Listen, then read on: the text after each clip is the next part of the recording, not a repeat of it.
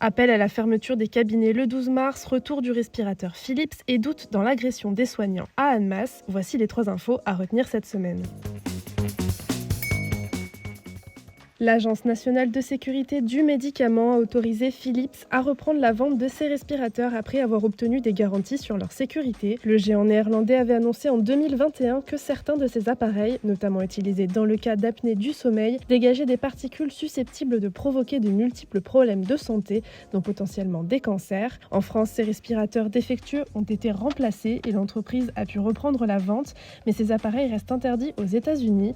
Certaines associations de patients s'inquiètent également de la reprise de la vente, soulignant que des études sont encore en cours pour évaluer les risques potentiels. À l'occasion de la journée européenne contre la violence dans les soins de santé le 12 mars prochain, plusieurs syndicats et associations de médecins lancent un mouvement de mobilisation appelant à la fermeture des cabinets partout en France. En cause notamment la récente condamnation jugée ridicule de l'agresseur d'un généraliste en Seine-Saint-Denis. Le suspect de 22 ans a écopé de 2 semaines de travaux d'intérêt général et de 2 000 € d'amende, alors que le médecin concerné avait subi une fracture du nez et 1 mois et demi d'ITT. Au total, près de 1600 agressions contre des médecins ont été recensées par le CNOM en 2023, un chiffre en hausse par rapport à l'année précédente. Véritable agression violente ou récit monté de toutes pièces, c'est la question qui s'est posée lors de l'audience concernant l'agression du personnel d'un hôpital d'Annemasse. On vous en parlait il y a quelques semaines, les soignants de l'établissement ont rapporté avoir été victimes d'une agression très violente de la part de 2 frères, dont l'aîné était arrivé aux urgences avec une importante blessure à la tête. Les 2 prévenus ont livré une version complètement différente et l'enquête policière, appuyée par des images et les propos de témoins recueillis par le site d'information Mediapart, nuance la version mise en avant par les soignants. Réponse le 10 mars prochain.